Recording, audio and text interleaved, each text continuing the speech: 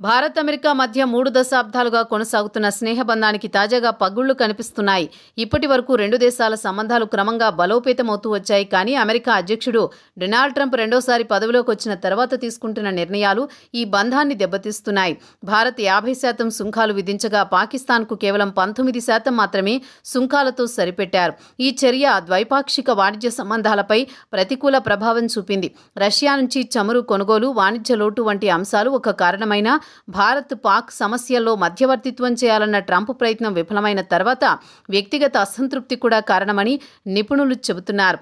America మాజీ జాతీయ భద్రతా సలహాదారు జేక్ సులీవన్ ప్రకారం ట్రంప్ కుటుంబం పాకిస్తాన్తో క్రిప్టో వ్యాపార ఒప్పందాల కోసం భారత్తో సంబంధాలను తాకట్టు పెట్టిందని ఆరోపణలు వినిపిస్తున్నాయి.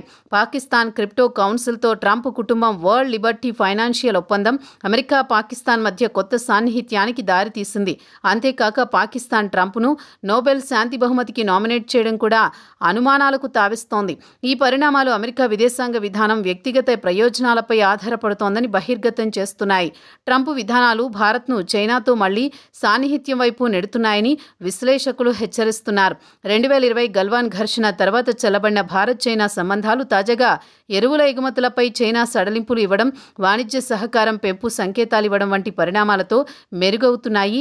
ఇది అమెరికా వ్యూహపరమైన వైఫల్యాన్ని స్పష్టం చేస్తోంది. మాజీ జాతీయ భద్రతా సలహాదారు జాన్ బోల్టన్ వ్యాఖ్యల ప్రకారం ట్రంప్ సుంకాల విధానం దశాబ్దాలుగా పాశ్చాత్య దేశాలు భారత్ను రష్యా, చైనా ప్రభావం నుంచి దూరం చేయాలన్న ప్రయత్నాలను వృధా చేసింది.